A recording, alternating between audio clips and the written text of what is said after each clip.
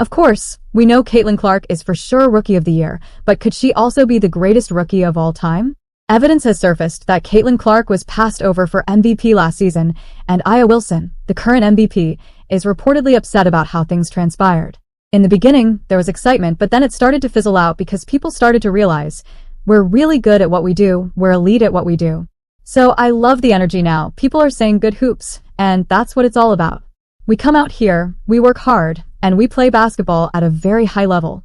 Why is the WNBA downplaying Caitlin Clark's performance, and why was she excluded from the top 5 MVP list? Guess who missed the top 5 on the WNBA's list of MVP runners-up from the previous season? Exactly, Caitlin Clark. The usual suspects are currently occupying the top slots, while the rookie phenom who lit up the league with record-breaking stats and sold-out arenas was demoted to honorable mention. This decision feels less like a snub and more like a conscious attempt to bench one of the most exciting players in basketball. Breanna Stewart and a few other players are undoubtedly excellent, but they didn't have the same revolutionary effect Caitlin Clark had last season. In addition to having a strong start, Caitlin Clark had an incredible season. She led the Indiana Fever to a postseason berth for the first time in years, rekindled the team's supporters, and produced numbers that would have made even seasoned veterans envious. Her playmaking was exceptional, her scoring was thrilling, and she managed the game's pace, which is uncommon in a rookie.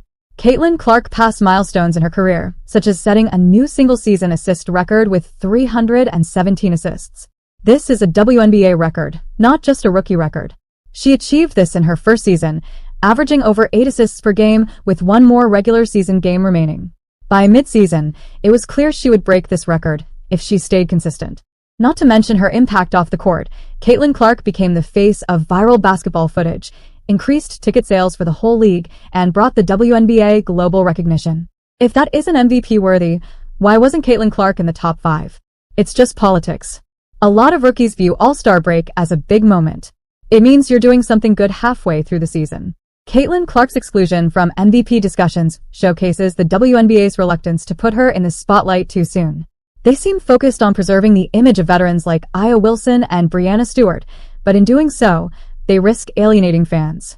Earlier in the season, Dewana Bonner tweeted, Caitlin might lead the league in assists this year. Alyssa Thomas, who held the previous single-season assist record, replied, jokingly, don't play with me. Cheryl Swoops chimed in with laughing emojis. Yet Caitlin broke records that even veterans acknowledged as incredible. Caitlin's performance elevated the Indiana Fever from obscurity to the playoffs. Despite a roster without a single All-Star, her leadership and talent lifted her teammates and drew record-breaking attendance and TV ratings for the Fever. By contrast, players on stacked teams like the Las Vegas Aces benefit from stronger support. The MVP award is supposed to be about value, and no one had a greater impact on their team's success than Caitlin Clark. Yet, the WNBA favors players on already successful teams. If you remove Aya Wilson from the Aces, they're still championship contenders. Take Caitlin Clark off the Fever, and they're last. Clark's rookie stats, 17.5 points, 8.1 assists, and 6.7 rebounds per game, are comparable to all-time greats like Candace Parker, who won both Rookie of the Year and MVP in 2008. Yet, unlike Parker, Caitlin didn't have a strong supporting cast. She shattered expectations with the Fever, leading a team in disarray to the playoffs. Her presence also broke rookie scoring records and created buzz the WNBA hadn't seen in years. Despite lacking years of experience or an all-star roster, Caitlin Clark proved she is both the present and future of the WNBA. Her debut season was not only a success for her, but also transformative for the Fever and the league. If MVP isn't about that level of impact, then what is? Thanks you so much.